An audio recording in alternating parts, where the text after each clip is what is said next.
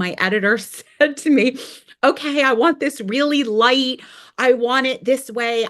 Don't get too heavy with the death of her parents. I'm like, no, no, no, it's going to be so fun. And then I started writing the book and I'm like, this is getting dark, But for me,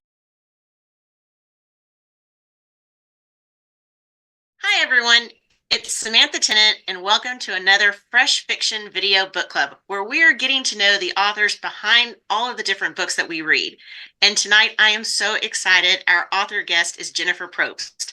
I have been reading Jennifer for years with a lot of her sexy contemporary romances and other rom-coms, but she has been writing some women's fiction, and her latest book in this series is To Sicily with Love.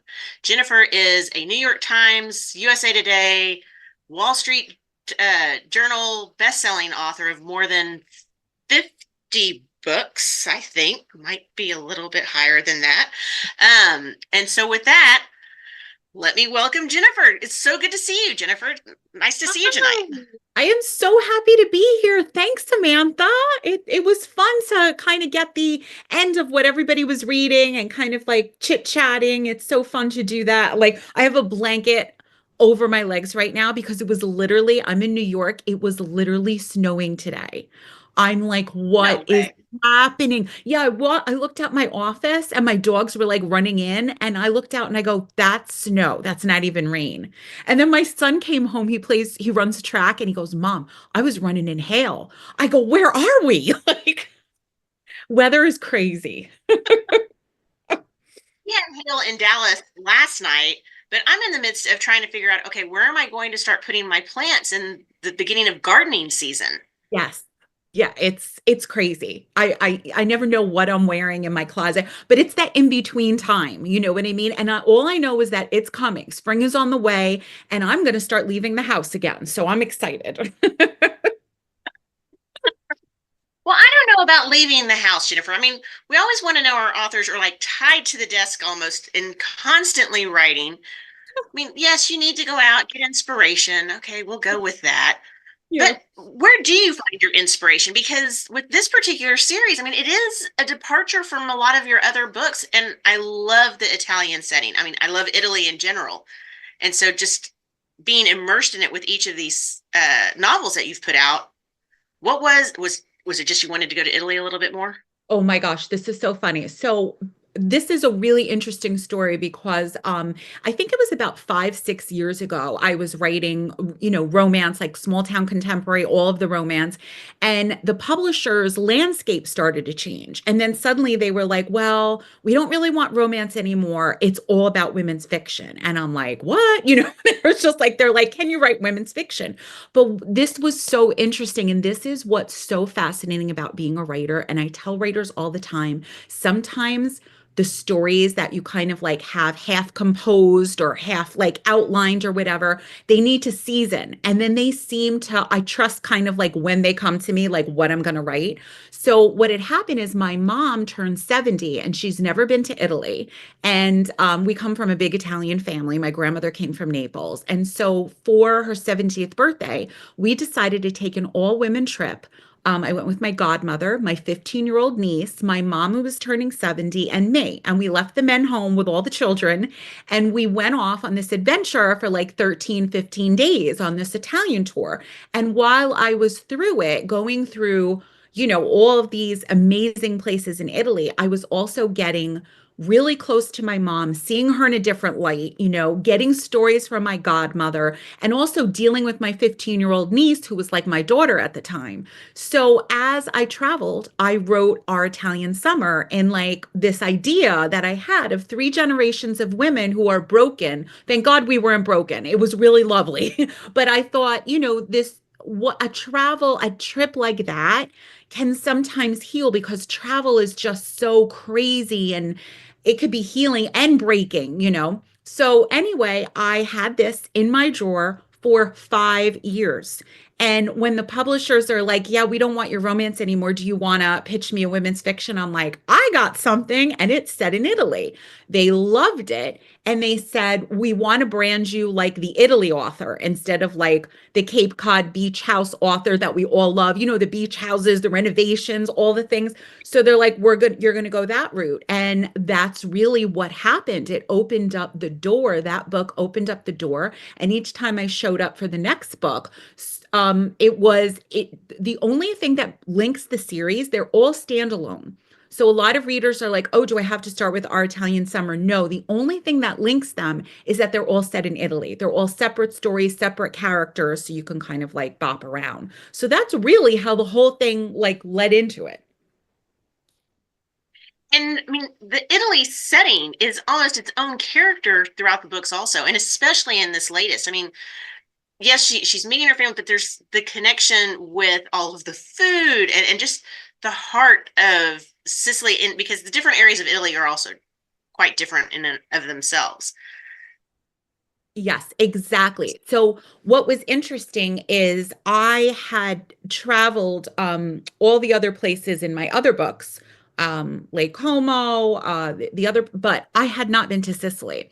So what was very interesting about this book, two things. I went a little bit, um, I needed to really steep myself in a culture that I did not know too much about because what I wanted was a very old-fashioned traditional town that I knew was in Sicily.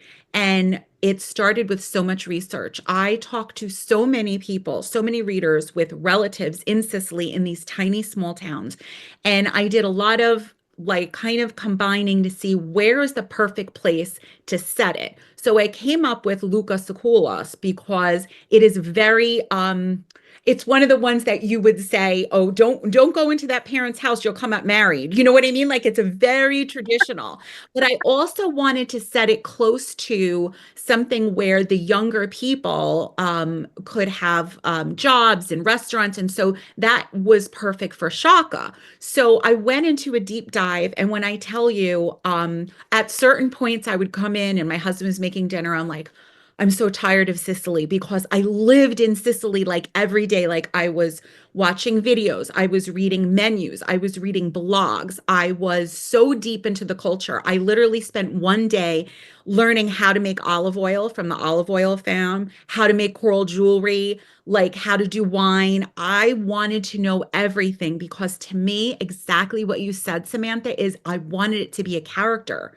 I think with women's fiction, you have more leeway in the setting, and that setting has to serve the characters with that transformation because she's coming from being this big influencer in this, competitive world in America here, in New York, and she needs to have that culture shock. So in order to make it work, I had to really know what I was doing. So I mean, it wasn't bad that that was my work. I was in Sicily, but every time I would like start writing a chapter, I would get kind of like distracted because I'm like, oh, I have to research this, I have to research that. So it was probably one of the heaviest ones for research for me. Oh, wow. Well, and that's interesting because, like you said, even though the publisher was pushing to do more women's fiction, Yeah. and with the location being in and of itself its own character, also, women's fiction is different Yeah. than, especially sexy contemporaries and rom-coms. Yeah. I mean, just the premise of the story. I mean, Aurora is going through significant grief. Yes. Um, the loss of her parents. I mean, that kind of kicks everything off. So we're not giving away spoilers, Yes. but it's also a journey of self-discovery and figuring out her place. And these are much heavier subjects than we have in most of our romances. I mean, what was the shift for you as you're going through this? Even though you were able to get the inspiration for the first book on your trip, which sounds like a blast, Yeah. I mean, you're still touching on these other heavier topics. Did you have to Yeah. get in the right mindset, or did you have tricks, or what? Yes, that is such a great question because I will be very truthful. I have been literally writing since I was 12. And when I say literally writing, I wrote my first young adult romance at 12. I did another at 14, another at 16. I have been writing for over 35 years. The whole point of it was eventually I hope to make a living from it, but it was my passion. And I can clearly say that I did not have the chops to write that type of women's fiction until I felt like I had really immersed myself in so many books that I wrote that I knew character and plot and I trusted myself. The other thing that I needed was I needed to be older and experience more of life in order to really tap into that. I just wasn't ready for that time of death in my 20s. Being a mom, losing my dad, and being able to, I lost my dad and my mother-in-law within 10 days of each other. My father, literally 10 days I was by his side and he died of cancer. But and then I came out of that experience steeped in so much grief and just thinking to myself, well, I'm just going to go back to work. I gave myself 2 weeks off, and my entire life imploded around me because I couldn't write.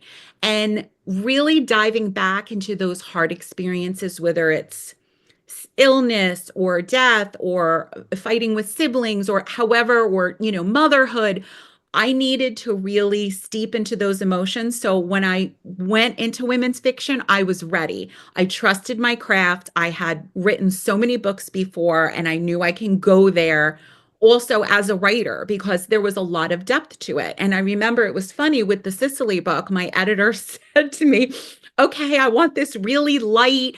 I want it this way.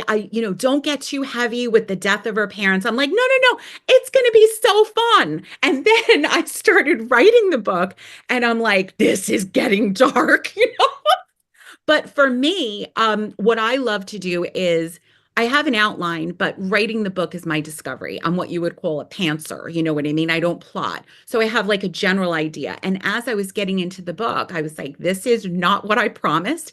But if I don't follow this story, then it's not going to be real. So I was like, I'll see what I have at the end of it and maybe I'll lighten it up or maybe. So I had to really kind of go there, but to me it was like the whole crux of the story is the grief and the transformation of somebody's life, like basically like thinking you have it all and it's perfect and then it implodes and then what do you do after that? So yeah, so that's why I think I needed to age like some fine wine before I could write women's fiction.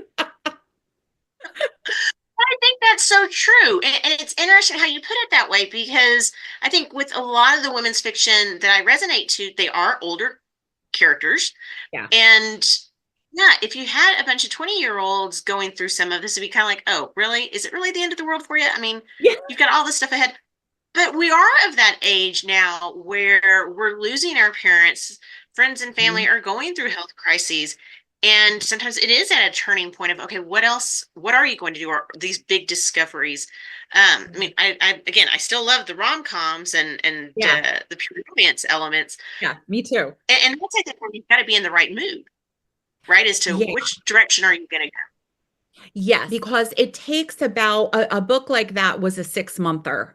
So that wasn't like again with the research and everything. So when I start a women's fiction book, I know I'm going to be there for a while. I'm going to really steep myself in because that's the best way to write it. When I'm writing a rom-com, it doesn't mean that it's necessarily easier. It's just I don't have to go to those places to pull out a bigger, more prolific plus 100K kind of book. So a rom-com or a small town contemporary romance, I cut my teeth on them. It's not like it's easy, but it's like slipping on skin that's kind of like, okay, now I know what I'm going to do. And I love that I never whether it's right or wrong, I always wanted to write whatever I wanted to write. And bless my readers for coming on the journey because I have thrown them everything but the kitchen sink. I'm like, here, I'm going to do this, I'm going to do. And the only thing that I can say is I'm trying to be very clear and I say, look, if you don't like spicy, sexy scenes in this, I've got a women's fiction book coming out for you, or maybe this will fit you. Or if you're not really a closed door person and you're looking for some like really, heat or whatever, go there. And I like that with the body of work that I have, and that I never pigeonholed myself and said I have to be this one note because that was never going to happen with me. Life is too interesting to just write one category. Mhm. Well, and writing as a pantser too. I mean, how do the stories come? Is it the plot lines that are coming? Because the other thing that's really struck me in this novel are the other characters. right? I mean, you really have a fleshed out, extended family, and feels like, again, with women's fiction, you've got to have more depth to those Yeah. different characters also, as opposed to sometimes the romances. I mean, they still have, I still love the secondary characters in the romances, but in Yeah. these, again, there's the happiness, there's the sadness. I mean, you just have a lot more of the, and I don't want to say angst, because that No, because is more yes. Yes. more the I, emotional background, I guess. yes. I know exactly what you're saying. Yeah, it's kind of like, I'm not gonna lie, if I pull back the curtain and tell you the truth, it was so hard to write all those characters, all of the names in the big Italian family, and like learning, trying to make them different. And it was not easy. When sometimes the smaller books, like right away, like I'm on the sibling or the best friend, like it's easier, there's not like 30 people like there. And I didn't also know that the grandfather was going to become like this really huge pivot of a character to kind of like do a lot of growth for the heroine and the past and everything. So yeah, like going deep into the characters is definitely a different kind of brain for it. And pantser, being a pantser, I don't have those characters mapped out. So with the Sicily book, I sold on a paragraph. It was a woman who lost both of her parents, um, does a DNA test, for fun because she's very lonely. She's only a single child, just what if, and finds out she has a secret family in Sicily. And after her life falls apart, she goes to Sicily and like, finds a different healing. That was it. So when I started my book, I'm like, oh boy, do I have a lot of work cut out for me. So for me, it's work, but it's also, it keeps me interested. If I plot too much, then it's kind of like insert A and B and B. It's just the way I work. And that's what I think is probably so interesting to readers is I know you've done how many interviews, right? And each writer has like a completely different process. And that process is so important, like not to like change to be, I tried to be a plotter.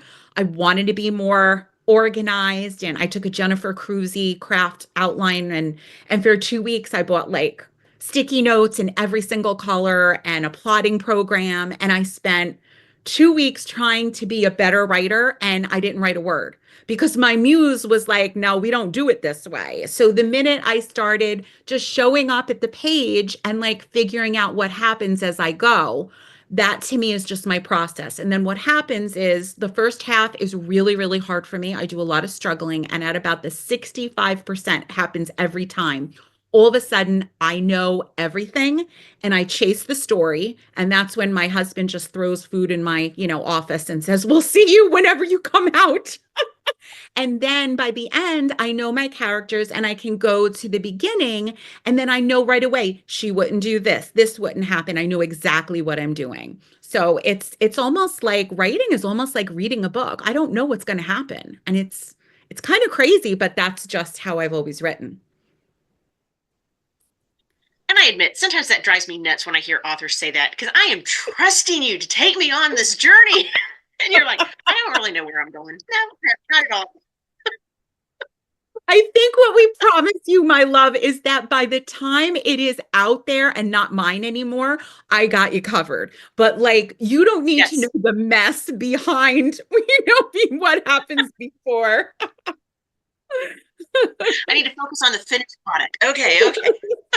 Yes. Now it belongs to you. It no longer belongs to me. That it belongs to me when and the minute it is published, it's like my gift to the world. There's nothing I can do about it. The story is out. I did the best that I could at the time. And it just it fills me up like knowing that now you can gobble it up and it's yours.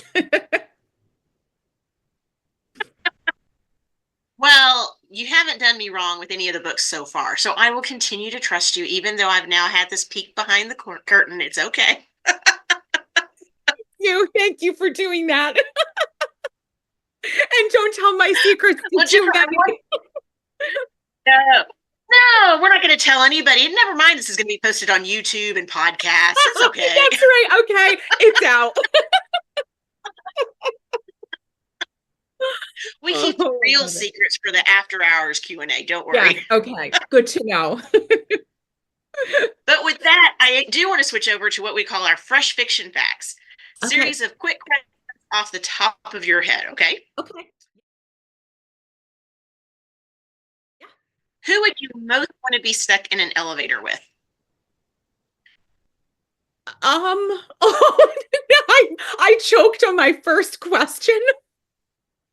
Um, Taylor Swift. Taylor Swift. Okay. That would be fun.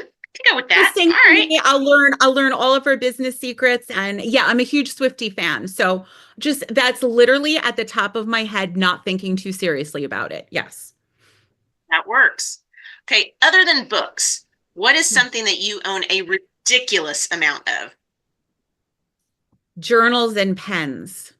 I have right now Oh my five different notebooks on different covers. They each do something different. And readers will know if they come see me, I take your pen. I cannot stop taking pens. I probably have 500 pens on my desk. Yeah, I love them. Yes, as I look off to the side of my computer and I see my big cups of pens You that I've too. Yes. collected from various authors. It goes Yes. both ways, don't worry. Yes. Okay, good. Would you rather go back in time to meet your ancestors or go forward and meet your descendants? Oh, what a fabulous question. I think I would actually like to go forward. I would like to go forward because, well, I mean, who wouldn't want to see like a peek into the future and like my boys, like you know what I mean? Like I'll be able before, after I'm gone. Like, yeah, that would be really cool. Let's see. Uh, what youthful activity do you wish that you could still do? My body is breaking down, guys, from like 30 years of writing in the chair. So I used to teach yoga back in my day. I was Yeah. so flexible. I was passionate about it for over a decade. And now when I bend over and touch my toes, I say thank you. So I really, really wish, and I know I can stretch my body up, but not like that, not like I used to. What is the craziest thing that you have bought online or through TV? Oh, I buy weird things. I just, oh, what is the craziest thing? I got this amazing, huge, gigantic metal dragon reading a book just because I wanted to put it in my office. It's so badass. It's just really cool. It's just this, I don't even know what it is. Like, should it be out in the garden? Should it be in my entranceway? But I just saw it online and it was so different. And he's got this hat and he's got the tail and the paw and he's reading a book. And I just wanted it for my How big office. is it? Yeah, it's pretty big. It's actually all the way up on my bookshelf because it takes up a lot of space in my thing. But it made me happy and it was silly and I wanted it. Those are the if it Yeah, makes you happy, yes. Yes. yeah, Now, granted, other people in our lives might be, oh no, crazy. But no, if it makes you happy, go for it. yeah, yeah. Definitely. Okay. All this knickknacks. Like I like to look up from my desk and see really fun things that either make me emotional or smile because I'm in this office for so long. I think that's what it is. What luxury item can you not live without? Designer purses. Designer purses. I have to, even Okay, my and kids are like, what are you doing, mom? What are you doing? And I was like, oh, Kate Spade had an outlet sale at 70% off. There's just something about a beautiful purse that makes me so giddy. And it's very sad because, guys, I don't leave the house that much. So a lot of times it's on the counter. But like I'm going to say every month, I just love to change it out with the seasons, with the holidays. Yeah, I love a good designer purse. okay, you get credit because you're switching them out. I have a nice I collection do. that are all still sitting in my closet. Oh no. You have to get maybe more that you can switch out. I don't know. Yeah, yeah. the, Love it. the various choices and problems, it's like, okay. Yes. What is your most dog-eared book? The one that you keep going back to either for pleasure or for research? Oh, I have a few of them. Some is one is actually It's actually behind me. I've got like a writing book like Bird by Bird. I love Bird by Anne Lamott. That's something that I like to kind of like continue. Her words are very comforting to me. I have some really old an old Susan Elizabeth Phillips book, one of her first that just gives me pleasure, and it just reminds me of kind of like, funny and humor and all of that kind of stuff. And I have the writing book, and I have this book called Meditations by Thomas More. It's pretty heavy. He used to be like a monk, and he left the monkhood, and he wrote this beautiful book of just thoughts and reflections of spirituality and life. And so that just kind of like does. So I have different parts of my brain that I go back to, you know what I mean, with like books that I pick up. So yeah, those are three off the top of my head. Well, and as readers and listeners, we always want to know, what can we expect next? I know you've got a couple books coming out. Yes. So July is my big one. I'm super excited about that. That's The Reluctant Flirt, and that's the second book in the Outer Banks series. It can be read alone, but I'm just so excited to kind of wrap up that series. It's just fun, and I just love the setting, and I laughed a lot, and it's spicy. I think the readers will love it. Lots of trope heavy stuff that's just fun. So that's coming out in July. And then I have a very angsty new adult. It's a third in the series. It's called the Red series, and it's literally, if you're addicted to like reality series like Vanderpump Rules and like old school Dawson's Creek. Yeah, I like to go back to that really like young 20s when everything's passionate and raw, and like you would have this big group of friends, and everybody's just kind of like hooking up with each other, and there's drama, and they're in the city, and they have like these creative careers. They want to be a model, they want to be an actor. So I started really writing this for me as a serial, and it turned into a long series. So that's book three in the series. It's Yearn is first, then there's Crave, and then I'm writing Covet. So that'll be out in September. And then after that, it's just going to be a surprise. I don't know if it's going to be a romantic comedy, another women's fiction, or a small town contemporary. I've got all of it in the back burner, and I'm literally trying to decide where I want to go. Well, I admit I am looking forward to the next Outer Banks book because Thank I you. really enjoyed those. But I have to check out the Red series because I haven't Yeah, read that one. When I was doing and looking up stuff online, I was like, whoa, this is a whole series that I have not touched yet very at interesting. all. So, Yes, oh it's my. it's very new.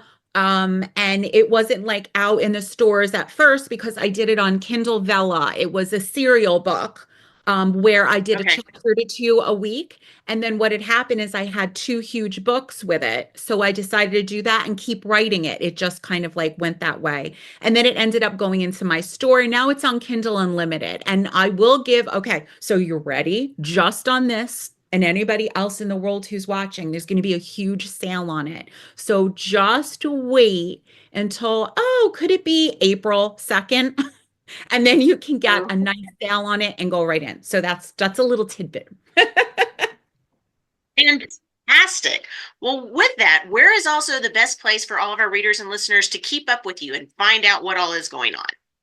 Go straight to my website. I am on everything, but my website is literally one of my favorite places to go. It is so chock full of free bonus content, all the new releases. I have a shop, so I have like my own merchandise. If you're a writer, I have an entire section for just writers. I have videos. I just have a lot of fun stuff on there, and you can kind of like get lost. And then I'm on everywhere on, I mean, Facebook, IG, TikTok. Where am I not, right? I have a presence kind of everywhere. But always go to the website because then you can find exactly what you're looking for and where you want to find me. Oh, Jennifer, jenniferprobst.com.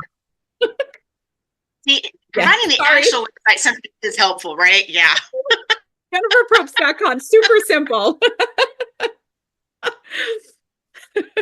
Well, Jennifer, thanks for joining us today. And readers, listeners, be sure go get her latest book, To Sicily with Love.